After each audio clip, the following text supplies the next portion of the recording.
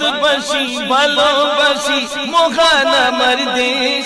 আমি গর্ব করি ফখর করি ভারত আমার দেশ ওগো ভারত আমার দেশ মোদের জন্মভূমির দেশ আমি ভারতবাসী ভালোবাসি মহান আমার দেশ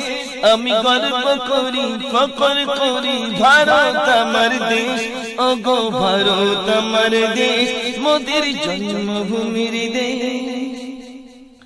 এই ভারতে শ্রেষ্ঠ ওলি খাজা গো আজমির